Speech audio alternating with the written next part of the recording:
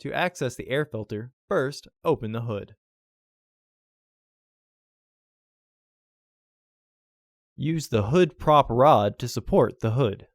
The air filter is located here.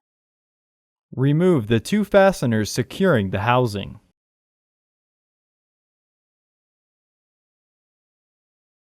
Remove the old filter from the housing and clean out any debris inside. Insert your new filter into the housing. Once the filter is fully flushed and the housing is aligned, re-engage the fasteners.